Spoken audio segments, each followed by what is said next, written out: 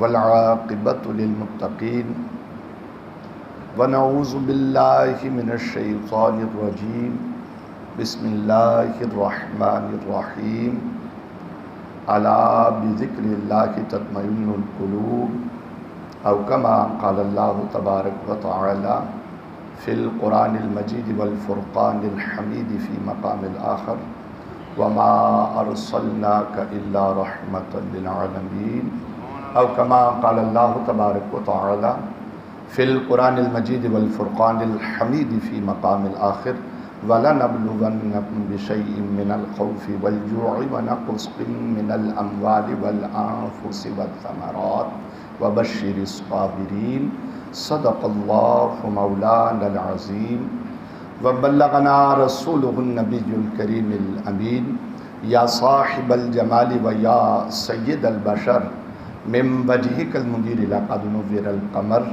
لا يمكن الثناء كما كان حقه بعد خدا بزرگ تو یہ قصہ مختصر سب مل کے محبت سے درود پاک نذرانہ پیش کیجیے الصلاۃ والسلام علیک یا وعلی آلک واصحابک یا حبیب اللہ الصلاۃ والسلام علیک یا سیدی یا رسول اللہ وعلی آلک واصحابک یا حبیب اللہ۔ اول حمد ثنا الہی جو مالک ہر ہردا کہ اس دا نام چتارن والا کسے میدان نہ ہاردا، رحمت دا دریا الہی ہر دم وگدا تیرا جے ایک قطرہ بخشے مینوں تے کام بن جاندا ہے میرا۔ اور سرکاری دو عالم کے رخ پر انوار کا عالم کیا ہوگا، جب زلف کا ذکر قرآن میں ہے تو رخسار کا عالم کیا ہوگا۔ محبوب خدا کے جلووں سے ایمان کی آنکھیں روشن ہیں، جب بن دیکھے یہ عالم ہے تو دیدار کا عالم کیا ہوگا۔ اور جب سن کر ولیوں کی باتیں کفار مسلمہ ہوتے ہیں تو دونوں جہاں کے آقا کی گفتار کا عالم کیا ہوگا۔ اور چاہیں تو انگلی کے ایک اشارے سے کایا ہی پلٹ دیں دنیا کی، ارے یہ شان ہے خدمتگاروں کی تو سردار کا عالم کیا ہوگا۔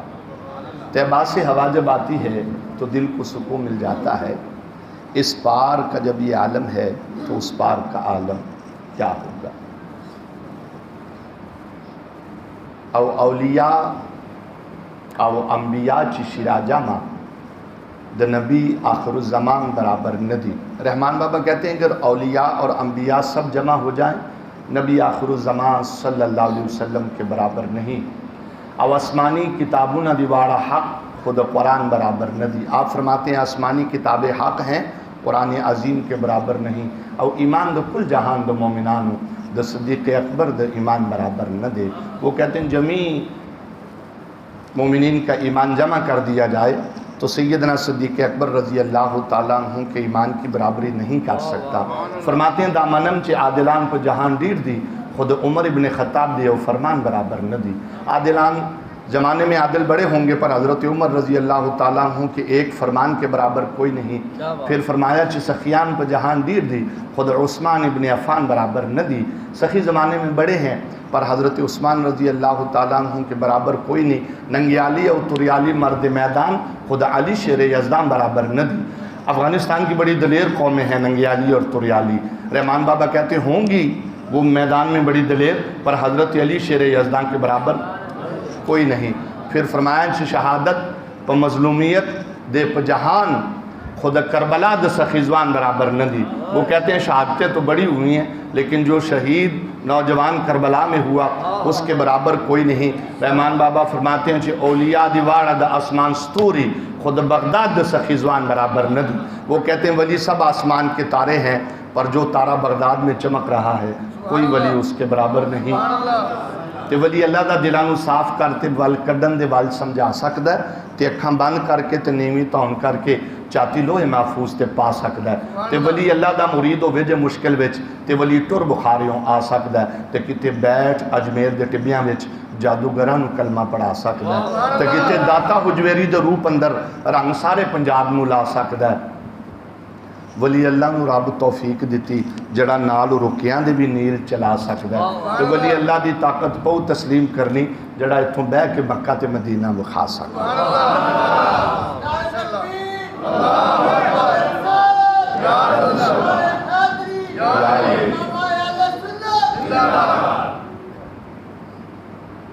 اللہ تبارک و تعالیٰ کی حمد و ثنا اور اس کے حبیب حضرت محمد مصطفیٰ صلی اللہ علیہ وآلہ وسلم کے دربار پرانوار میں ہدیہ درود پیش کر لینے کے بعد محتشم سامعین حضرات، بالخصوص میرے استاد محترم حضرت علامہ مولانا مفتی غلام رسول یوسفی دامت برکاتہ العالیہ، قبلہ حضرت علامہ مولانا مفتی رحیم بخش ندیم محمدی سیفی دامت برکاتہ العالیہ، مفتیان نظام، مدرسین، میرے اساتذہ کرام جو تشریف لائے، اور آپ سب مہمانان ذی وقار جو میرے سر کا تاج ہیں، السلام علیکم ورحمۃ اللہ وبرکاتہ۔ مختصر بات ہونا تو یاد رہ جاتی ہے، اللہ کرے کہ جو باتیں ہم سنیں اللہ ہمیں اس پر عمل کی توفیق عطا فرمائے۔ بڑا ایک آسان سا نسخہ ہے کہ من عمل بما علم ورثہ اللہ بما لم یعلم، فرمایا جسے جس بات کا پتہ چل جائے وہ اس پر عمل کرے، اللہ اسے وہ علوم بھی عطا فرما دیتا ہے جسے یہ نہیں جانتا۔ اللہ ہمیں اپنے علم پر عمل کی توفیق عطا فرمائے۔ علم عمل کا تقاضا کرتا ہے کہ علم پر عمل اور عمل پر استقامت فوق الکرامت ہے۔ کسی کی بڑی سے بڑی کرامت کسی کی چھوٹی سے چھوٹی استقامت کی برابری نہیں کر سکتی۔ اللہ ہمیں اپنے علم پر عمل اور اس پر پھر دوام استقامت کی توفیق عطا فرمائے۔ میں نے قرآن عظیم برہان رشید میں اللہ ہمیں قرآن پڑھنے کی سدا توفیق عطا فرمائے۔ میرے حبیب علیہ الصلوۃ والسلام نے فرمایا من شغلہ القرآن و ذکری ام مسئلنی اعطیتہ افضل ما اعطی السائلین فضل کلام اللہ علی صائر الکلام کفضل اللہ علی خلقہ۔ حضور اقدس صلی اللہ علیہ وسلم نے فرمایا جو قرآن کی تلاوت میں مشغول ہو گیا، اللہ کی یاد میں مشغول ہو گیا، اللہ اسے مانگنے والوں سے بھی زیادہ عطا فرماتا ہے۔ اللہ نے قرآن کی یہ جو رب کا کلام ہے اسے عام کلاموں پر ایسی فوقیت حاصل ہے جیسے خود اللہ تبارک و تعالیٰ کی ذات کو عام مخلوق پر فوقیت حاصل ہے۔ اللہ ہمیں قرآن پڑھنے کی یہ خالی گھروں میں رکھنے کے لیے تو آیا نہیں تھا، اس کی اس میں کوئی شک نہیں، جس گھر میں ہو اس میں خیر و برکت ہوتی ہے، لیکن آپ تھوڑی سی اپنے بچوں کو تلقین کریں، یہ جو 2 بجے تک 2:30 بجے تک اپنے کمروں میں بیٹھ کر اپنے موبائل دیکھتے ہیں، ان کو تھوڑی سی تلقین کریں کہ قرآن عظیم کی تلاوت کریں۔ لا فاقۃ لعبد ان یقرأ القرآن، حضور اقدس صلی اللہ علیہ وسلم نے فرمایا جس نے قرآن عظیم کی تلاوت کی اسے کبھی فاقہ نہیں آ سکتا۔ ولا غنى له بعدہ، جسے قرآن جیسی دولت عطا ہو جائے اس کے بعد پھر اسے کسی دولت کی ضرورت نہیں پڑتی۔ اللہ نے قرآن عظیم میں فرمایا الا بذکر اللہ تطمئن القلوب، فرمایا خبردار آگاہ ہو جاؤ کہ دلوں کا اطمینان اللہ رب العالمین کی یاد میں ہے۔ تو میں اپنی گفتگو کا آغاز رب کے ذکر سے کرنے والا ہوں۔ آپ نماز فجر کے بعد دوست احباب یہاں پر تشریف فرما ہیں، وقت انتہائی مختصر ہے، گفتگو ہوگی تو پھر وقت بڑی جلدی گزر جانا ہے، پھر کسی کو بھی پتہ نہیں چلتا۔ میرے حبیب علیہ الصلوۃ والسلام نے قرآن عظیم کی شان میں یہ بات بیان فرمائی کہ ما من قوم اجتمعوا فی بیت من بیوت اللہ، جب اللہ تبارک و تعالیٰ کے بندے اللہ کے گھروں میں سے کسی گھر میں جمع ہو جائیں، یتلون کتاب اللہ ویتدارسون بینہم، قرآن کی تلاوت ہو، قرآن کا درس ہو تو الا حفت علیہم الملائکہ وغشیتہم الرحمہ ونزلت علیہم السکینہ وذکرہم اللہ فی من عندہ۔ حضور اقدس صلی اللہ علیہ وسلم نے فرمایا فرشتے اس مقام کو گھیر لیتے ہیں، اللہ تعالیٰ ان لوگوں پر رحمت برساتا ہے، ان بیٹھے ہوئے لوگوں کو اللہ اطمینان قلب عطا فرماتا ہے، اور ان کا تذکرہ اپنے ہاں فرشتوں میں فرماتا ہے کہ تو فرش پر بیٹھ کر اس ذات کا ذکر کر، وہ ذات عرش پہ تیرے تذکرے بلند کرے گی۔ اللہ ہمیں سمجھنے کی توفیق عطا فرمائے۔ آپ جتنی دیر کے لیے بیٹھے ہیں اور جتنی دیر بیٹھیں گے اس کا ایک انعام، تاکہ اللہ تبارک و تعالیٰ کے ذکر کی عادت ہمارے گھروں میں بھی ہو جائے۔ روزانہ جو شام کو کھانا کھاتے ہیں نا، اس سے پہلے گھر والوں کو بٹھا کے ایک ایک بار سبحان اللہ، ایک ایک بار الحمدللہ، ایک ایک بار لا الہ الا اللہ، اللہ اکبر کہہ دیا جائے، یہ آپ کی طرف سے ذکر کی محفل ہی ہے، یہ ذکر کی محفل ہی ہے۔ اور تعداد شرط نہیں ہے بھئی، یہ یاد رکھیے گا، ما من قوم استمعوا یذکرون اللہ عز وجل، حضور اقدس صلی اللہ علیہ وسلم کا فرمان ہے، میری امت کے لوگ ایک جگہ جمع ہو کے اللہ کا ذکر کریں، لا یریدون بذالک الا وجہہ، ان کا مقصود یہ ہے اللہ ان سے راضی ہو جائے، ناداکم منادی من السماء ان قوموا مغفورا لکم قد بدلت سیئاتکم من حسنات، آسمانوں سے ایک فرشتہ انہیں ندا دیتا ہے، بھئی بخشے بخشائے اٹھ جاؤ، اللہ نے تمہارے گناہوں کو بھی نیکیوں میں بدل دیا۔ اب میں سمجھتا ہوں کہ ہر شخص کی عادت ہو جانی چاہیے کہ وہ اپنے گھروں کو، دلوں کو، ذہنوں کو، زبانوں کو اللہ کے ذکر سے سجائے۔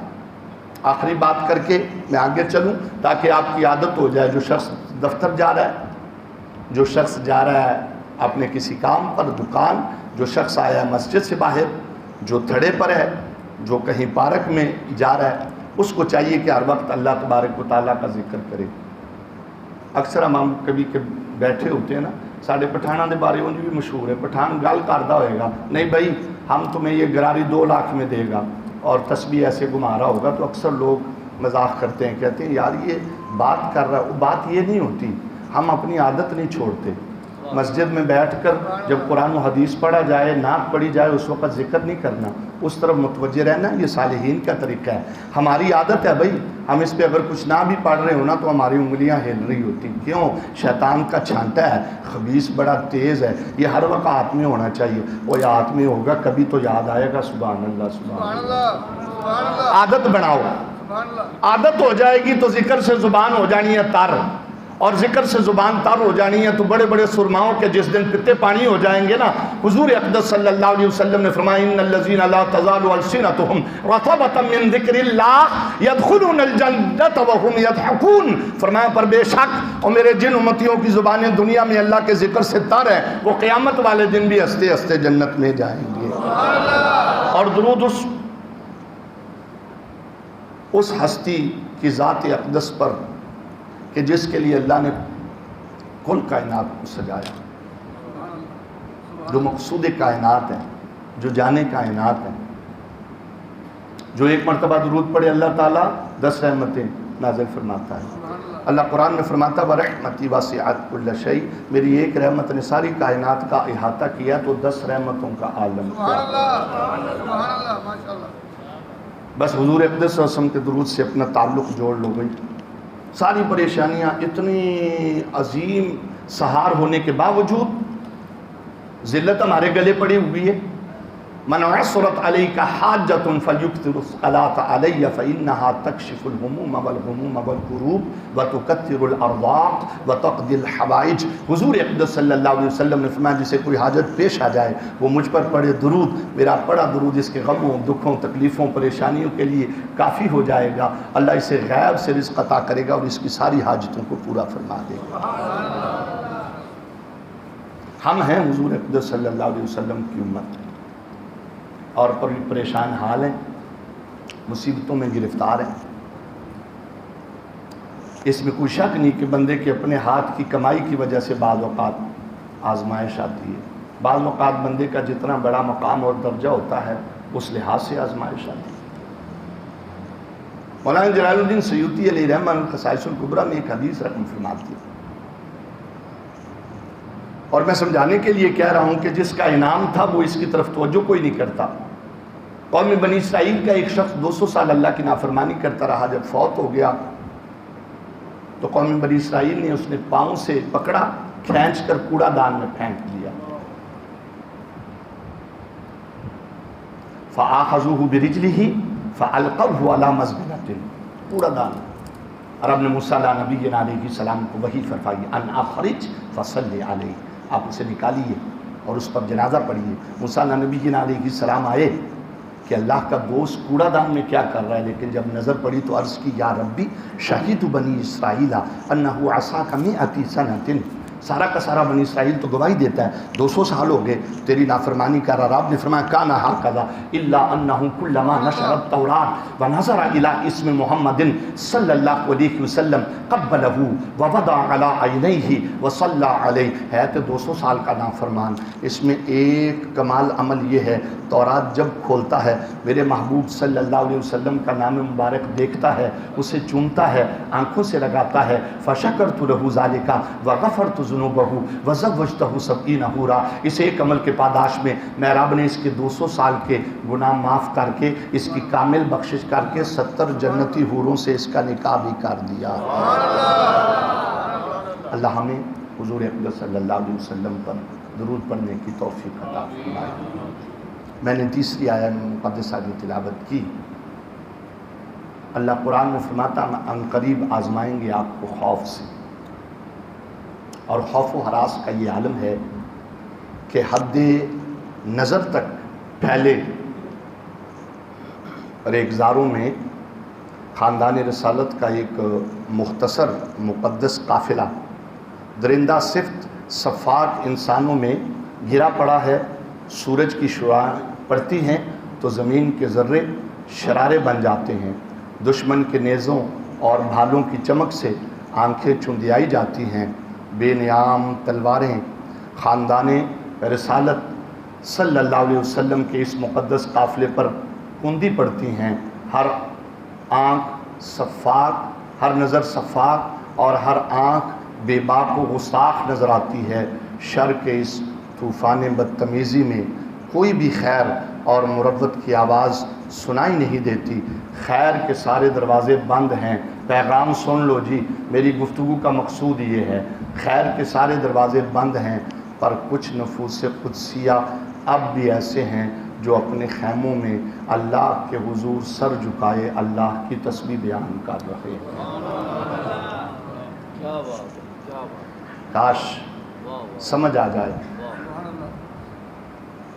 کہ دوام خالی باتوں کو نہیں عمل کو ہے. قومیں پیدا ہوتی ہیں مٹ جاتی ہیں, بستیاں آباد ہوتی ہیں اجڑ جاتی ہیں, تہذیبیں نکھرتی ہیں دھندلا جاتی ہیں, اور شخصیتیں پیدا ہوتی ہیں مر جاتی ہیں, داستانیں مرتب ہوتی ہیں محو ہو جاتی ہیں. پر ایک داستان علم ایسی ہے جو تاریخ کے صفحات میں آج بھی اسی طرح روشن و تابندہ ہے جس طرح آج سے کم و بیش 1300 سال پہلے تھی. امتداد زمانہ کی گردش اور انقلاب روزگار کی ہزاروں گردشیں اس داستان علم کو نہ مٹا سکی, نہ رہتی دنیا تک مٹا سکیں گی. کیوں؟ اور اس وجہ سے کہ اس داستان عظیمہ کو لکھنے والی مقدس شخصیت نے اسے اپنے خون جگر سے لکھا ہے. دشتے کرب و بلا کے ذروں نے اس تحریر کو اپنے سینوں میں محفوظ کر لیا. تاریخ عالم اس داستان عظیمہ کی نظیر پیش کرنے سے قاصر ہے اگر کسی میں ہمت تو وہ اس آفتاب کے سامنے اپنا دیا جلا کر دکھائے. اور بی بی فاطمہ الزہرا رضی اللہ تعالیٰ عنہ کے جگر کے ٹکڑے نے اپنے نانا اقدس حضور اقدس و اکمل و اجمل و اطیب و اطہر روحی فدا جانم فدا صلی اللہ علیہ وآلہ وسلم کے دین کے احیاء کے لیے قربانی کا جو معیار پیش کیا, کائنات میں کوئی اس کی مثال پیش نہیں کر سکتا. اللہ ہمیں سمجھنے کی توفیق عطا. خوف سے بھی آزمایا جاتا ہے, جان مال سے بھی آزمایا جاتا ہے. فرمایا رزق سے پھلوں سے بھی آزمایا جائے گا. صبر کرنے والوں کے لیے خوشخبری ہے. اللہ ہمیں اسی طرح صبر کی توفیق عطا فرمائے. گو کہ کما حق ہو تو نہیں کر سکیں گے, سوال ہی پیدا نہیں ہوتا. ہم تو ان ہستیوں کے غلام ہیں. آج کی یہ نشست جو ہے نا, یہ محبت اور ادب کے اظہار کا ایک انداز ہے جو ہمیں سکھایا گیا شروع سے. آج ایک طوفان بدتمیزی اٹھا ہوا ہے. ہر موبائل مفتی ہے, مختلف قسم کے لوگوں کو سنا جاتا ہے, مختلف قسم کی رائے پیش کی جاتی ہے. کہتے ہیں جی علم نے سننا چاہیے. اچھا وہ ساتھ اگر تمہارا ایمان لے جائے علم کو سنو جی. ہمارا عقیدہ واقعہ کربلا اور اس میں جو معاملات ہوئے اس کے بارے میں ہمارا عقیدہ بہت واضح ہے. یہ کوئی اقتدار یا کرسی کی جنگ نہیں تھی. ہمارا عقیدہ ہے وما تفوت بعد الجہلۃ ان الحسین کان باغیا فباطل عند اہل السنۃ والجماعہ وہذا من ہذیانات الخوارج الخارج عن الجادہ. یہ ہمارا عقیدہ ہے جی شرح عقائد میں کہ جو بے وقوف پاگل خبیث کہتا ہے کہ امام حسین رضی اللہ تعالیٰ عنہ نے یہ جنگ اقتدار یا کرسی کے لیے لڑی تو یہ باطل عقیدہ ہے اہل سنت و جماعت کے نزدیک، اور یہ خوارج کی بکواس ہے جنہیں اللہ نے سیدھی راہ سے ہٹایا ہوا ہے، سوال ہی پیدا نہیں. امام علی مقام رضی اللہ تعالیٰ عنہ کا یہ سفر بڑے واضح ہے، اور اس کے ایک دو پیغامات بس میں نے آپ کے سامنے پیش کرنے. واقعہ کربلا کے بارے میں میں کسی سے بحث نہیں کرتا، میرا موقف وہ ہے جو محدث اعظم پاکستان مفتی محمد سردار احمد قادری رحمۃ اللہ علیہ نے جب ایک مرتبہ گفتگو کرتے ہوئے کسی نے کھڑے ہو کے کہا جی کربلا کا مستند واقعہ سنائیں، تو آپ نے فرمایا امام حسین رضی اللہ تعالیٰ عنہ کربلا گئے اور ان کی بڑی دردناک شہادت ہوئی، وما علینا الا البلاغ، تاکہ ادب قائم رہ جائے. پتہ نہیں وہ جب جذبات میں آتے ہیں تو کیا کہا جاتا ہے، نوٹ دیکھتے ہیں تو پتہ نہیں کیا کہہ دیتے ہیں. استغفر اللہ، جن کا قبلہ نے اشارے بھی دیے بے ادبی اور گستاخی کے، یہ تو شروع سے مزاج نہیں تھا. ہمیں تو ادب اللہ کے حبیب علیہ کی صلاۃ والسلام کا، اور ظاہری بات ہے پھر رسول پاک صلی اللہ علیہ وسلم کا ادب ہے، محبت ہے، تو پھر تو پیغامات ماننے پڑیں گے. حبیب علیہ السلام نے فرمایا احب اللہ لما یغزوکم من نعمہ، فرمایا اللہ تبارک و تعالیٰ سے محبت کرو اس لیے کہ اللہ تمہیں نعمتیں کھلاتا ہے. واحبونی لحب اللہ عز وجل، اور مجھ سے محبت کرو میرے رب کی محبت کی خاطر. وَأَحِبُّ لِأَهْلِ بَيْتِ لِحُبِّي، اور میری اہل بیت اطہار سے محبت کرو میرے محبت کی خاطر.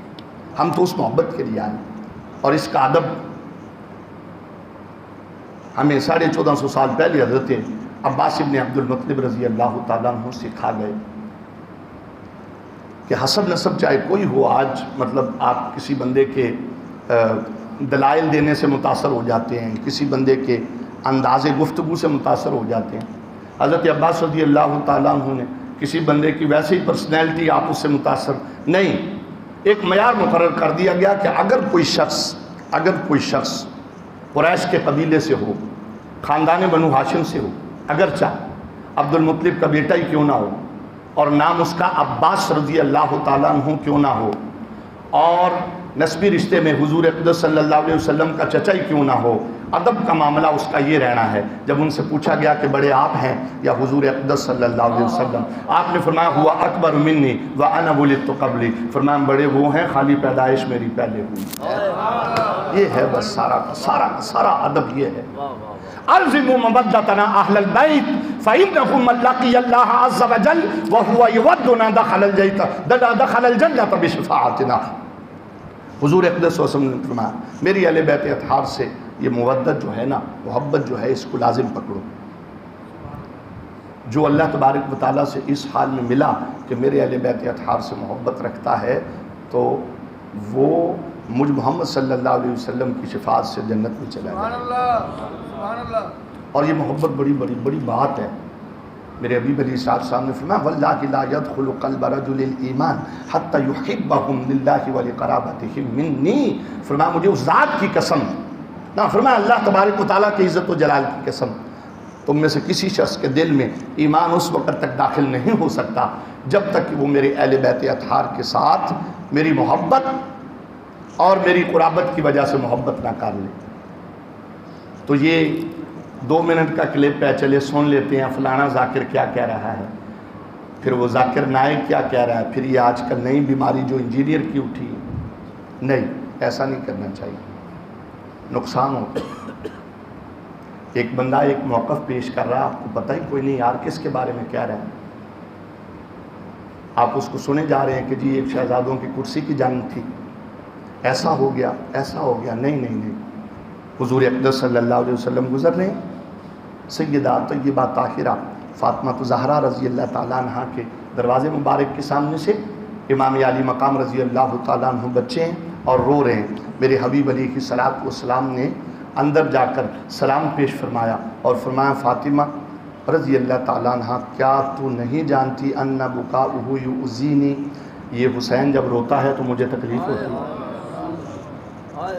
تو جب یہ کہا جائے، اچھا ان باتوں کے باوجود اتنی سمجھ نہیں آتی ان بے ادبوں کو، گستاخوں کو، کہ حبیب علیہ السلام نے فرمایا جو جنگ اقتدار کے لیے، قومیت کے لیے، زبان کے لیے لڑی جائے، اس میں دنیا سے جانے والا بندہ جہنم کا حقدار ہے۔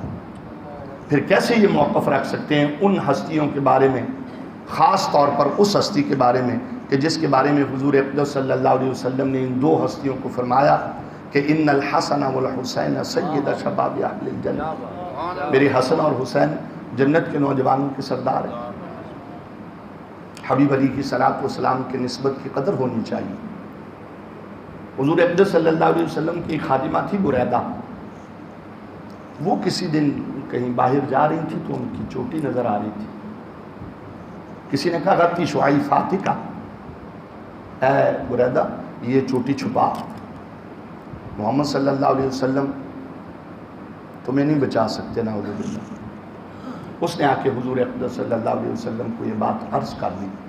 حبیب علیہ کی صلاۃ والسلام آپ جب اپنے حجر مبارک سے آئے نا تو صحابہ کرام فرماتے ہیں ہم حبیب علیہ السلام کے جلال کو آپ کے چہرے مبارک اور چادر کے آدھے کندھے اور آدھی زمین پر گھسٹنے سے پہچان جاتے تھے۔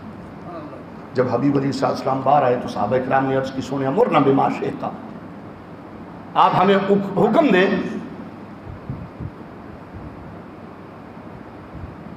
اگر آپ کے تکلیف کی وجہ ہمارے ماں باپ ہیں، لو امرتنا، اگر آپ نے ایک حکم دینا ہے ہمیں، اگر اس کی وجہ ہمارے ماں باپ ہیں نا تو ہم نے ان کے سر ان کے تنوں سے جدا کر دینے۔ نہیں، حبیب علیہ السلام منبر پر جا کر کھڑے ہوئے، رسول پاک صلی اللہ علیہ وسلم نے اپنا تعارف فرمایا، پھر فرمایا ماں بالا اقوام، وہ لوگوں کو کیا ہو گیا؟ وہ کہتے ہیں ان رحمی لا تنفع، میری نسبت نفع نہیں دے گی۔ لیس کما زعموا، نا نا نا نا، یہ گمان نہ پالنا۔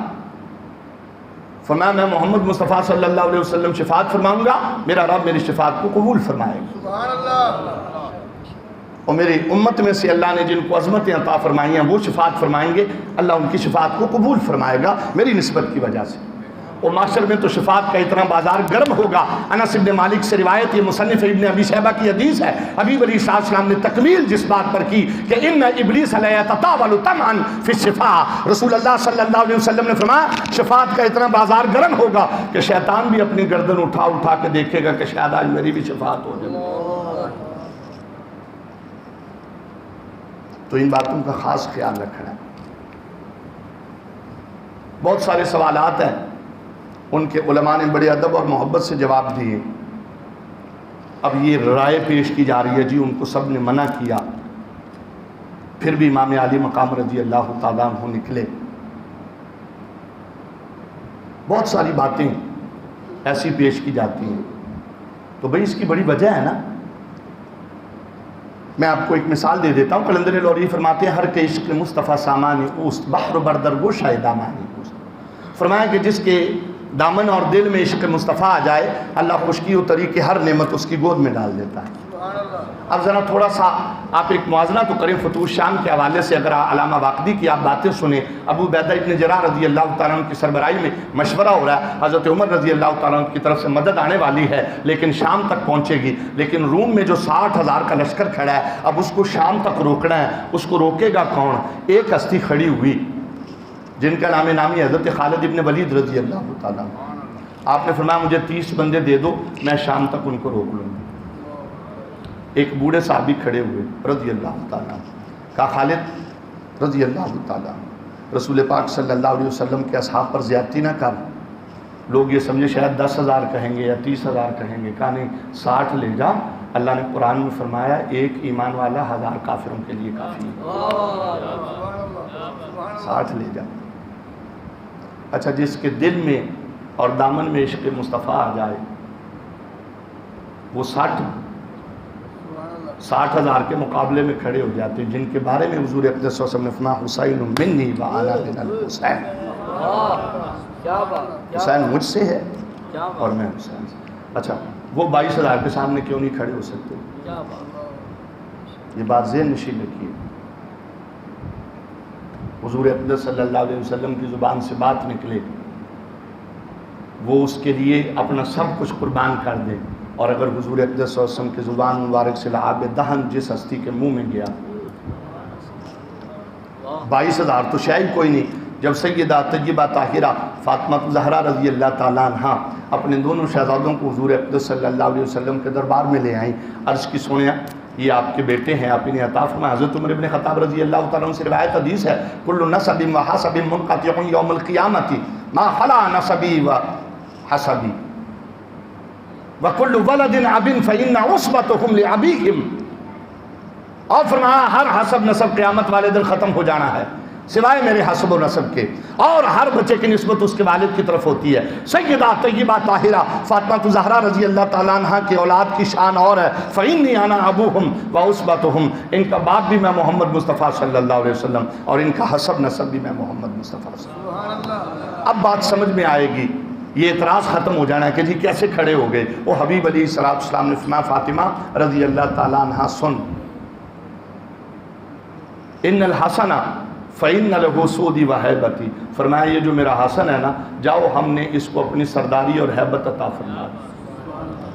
اب بات سمجھ میں آئے گی کہ کیسے کھڑے ہو گئے 22,000 کے سامنے. فرمایا وَأَمَّا الْحُسَيْنُ فَإِنَّ لَهُ جُودِي وَجُرَّتِي, اور رہ گیا میرا حسین, میں نے اس کو اپنی سخا اور اپنی جرت عطا فرمائی. وہی سخا ایسی کہ 6 ماہ کے علی اصغر تک کو قربان کر کے اپنی جان قربان کر دی, اور جرت ایسی کہ اکیلے 22,000 کے سامنے کھڑے ہو.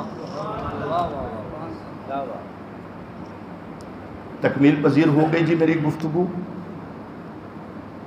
پیغام بڑا خاص ہے, اس کو آپ نے سمجھنا ہے. امام علی مقام رضی اللہ تعالیٰ عنہ کا یہ سفر عظمتوں کا سفر ہے, شانوں کا سفر ہے, دین کی سربلندی کے لیے قدم اٹھانے کا سفر. ہم نے اس سے کیا سیکھا؟ یعنی بچپن سے واقعہ کربلا سنتے آ رہے ہیں, اور واقعتاً علامہ صاحب نے جو غلامی کا حق بھی تو پیش کرے نا. میں دوران طالب علمی علامہ خان محمد قادری صاحب جب تھے نا یہاں محمدیہ غوثیہ میں داتا نگر میں, تو اس وقت ہمارے ایک استاد تھے, انہوں نے ان سے ایک ٹائم لیا تھا, مجھے آج بھی وہ بات یاد ہے.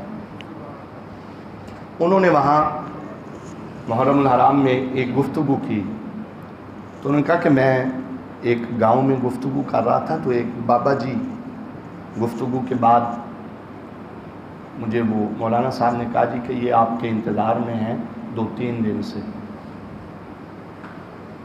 تو ملاقات کرنا چاہتے ہیں. آپ فرماتے ہیں میں نے اس کو کہا جی بابا جی فرمائیں. تو انہوں نے کہا جی میری بحث ہو گئی ہے ایک بندہ ہے وہ دے نال, وہ آخدا ہے کہ تسی غم حسین چ سچے نہیں. میں آکھیا کیوں؟ انہاں آکھیا تسی پٹ دے کوئی نہیں. تے میں آکھیا کہ میں تے قرآن پڑھدا امام حسین دے درجات واسطے. تے انہیں آکھیا جی نہیں تسی انہاں دے دکھ دے وچ سچے نہیں. تے بابا جی نے کہا پتر جڑی گل میں کرن لگا او دا دسو میں انہاں نو ٹھیک آکھیا کہ نہیں. آپ فرماندے میں آکھیا کہ دسو. انہاں آکھیا میں انہوں آکھیا لے بھی بیلیا تو پٹی چھوڑی رکھ تے میں قرآن پڑھی چھوڑی رکھ دوں. قیامت دے دیاڑے تو اپنا پٹنا پیش کر سٹیں تے میں اللہ دا قرآن امام حسین رضی اللہ تعالیٰ دے اگے پیش کر سٹیں. تے بابا جی فرمایا بھی علامہ صاحب میں نو دسو میں چٹا ان پڑھ بندہ ایک گل میں ٹھیک کی تھی کہ نہیں. علامہ صاحب فرماندے میں آکھیا خدا دی قسمیں جدوں میں طالب علم ہویا کہ اس تو بعد جنیاں میں کتاباں پڑھی ہوں دے چھ ایڈی زبردست گل میں نہیں پڑھی جڑی تو سا انہاں نو کر چھڈی. تو بات تو یہ ہے اصل میں حق ادا ہو جائے. نوجوان بیٹھے ہیں, بزرگ بیٹھے ہیں, اس سے آگے ہم نے کدھر جانا؟ بڈھے ہو گئے, بڈھے ہو گئے نا, چٹے بال آ گئے. قابل رشک زندگی امام حسین رضی اللہ تعالیٰ کے سچے غلام بن کے پیغام سمجھ جائیں. پتہ نہیں کیا کیا انداز ہم نے دیکھے. جب تک بکے نہ تھے تو کوئی پوچھتا نہ تھا, انہیں خرید کر ہمیں انمول کر دیا. میرا نانا تے ابا جی ہر وقت میرے مگر ہی ہوندے سی, ٹیلی فون کوئی نہیں سی ہوندا. رات نو پٹھان آ کے من ترلا کر کے لے جاندے سن, اوتھے جی راول پنڈی میچ تیری مہربانی. تے ساڈے نال ٹر جا، فلانی جگہ تے میچ ہے تے ساڈے نال ٹر جا۔ ابا جی نوں پتہ لگدا سی تے ایک واری روڑی سکھر میں میچ کھیڈن واسطے گیا سی، ٹیلیفون کوئی نہیں سن، 1999 دی پیا گل کردا، میں ایڈا بڈھا نہیں لگدا، 47ویں سال چانجے بھی، کیونکہ 12-13 سال مصری شاہ میں ودان چلایا، اب بھی میں وہاں جمعے کا خطاب فی سبیل اللہ الحمدللہ ایک ڈیوٹی ہے 14 سال سے نبھا رہا ہوں۔ اب 2017 کے بعد جو ہے نا وہ بچے منع کرتے ہیں، ودان ودون نہیں چلایا جاتا۔ مجھ سے تو یہ اللہ کی کرم نوازی ہے، گفتگو کا ٹائم کو لینے آتا تھا تو وہ مانتا نہیں تھا، کیونکہ میں پرانے کپڑے پا کے بیرنگ صاف کر رہا ہوں سی مفتی صاحب، وہ کہتے تھے یہ اللہ تعالیٰ نے کرم نوازی۔ میں کہتا ہوں کہ یہ آخری پیغام اگر سمجھ میں آ جائے، امام علی مقام رضی اللہ تعالیٰ عنہ کو مسلم ابن عقیل رضی اللہ تعالیٰ عنہ کا خط ملا، آپ نے رخت سفر باندھا اور مکہ شریف سے آپ چل پڑے۔ علامہ اقبال فرماتے ہیں جب قرآن کا تعلق خلافت سے ٹوٹ گیا نا تو خاص سرجل و خیر الامم چو صحاب قبلہ بارہ در قدم، وہ کہتے ہیں پھر اچھا بڑی مثال قلندر لاہوری نے پیش فرمائی۔ اب مکۃ المکرمہ قبلہ ہے نا، اور ساڑھے پرانے بابے آخدے نے کہ جڑا بدل کعبے اللہ اٹھے تے ورسنا بڑھا ہے، تو علامہ اقبال نے فرمایا جب خلافت نے قرآن سے تعلق توڑا نا تو پھر سر اٹھانے والی ہستی اس ہستی کے نواسے تھے کہ جو کائنات میں سب سے بہترین ہستی، اور انہوں نے ایسے سر اٹھایا جیسے بادل برسنے والا کعبہ کی طرف سے اٹھتا ہے۔ مقام صفاح میں ایک شاعر ہے فرزدق، البدایہ و نہایہ نے عربی کی 6 جلد میں اس کا پورا نام لکھا ہے۔ انتہینا الی الصفاح فالقینا فرزدق بن غالب، جب ہم پہنچے مقام صفاح میں تو ہماری ملاقات ایک شاعر سے ہوئی جس کا نام فرزدق بن غالب تھا۔ شاعر تو گفتگو کرنے کے انداز کا پتہ ہوتا ہے۔ امام علی مقام رضی اللہ تعالیٰ عنہ نے اس سے ایک بات پوچھی کہ کوفہ والوں کے حالات کیا ہیں، ان کا باخبر بندے سے آپ نے پوچھا ہے جی قلوب الناس معک وسیوفہم مع بنی امیہ، دل تے آپ کے ساتھ ہیں، تلواریں بنی امیہ کے ساتھ ہیں۔ اب آج میرا پیغام یہ ہے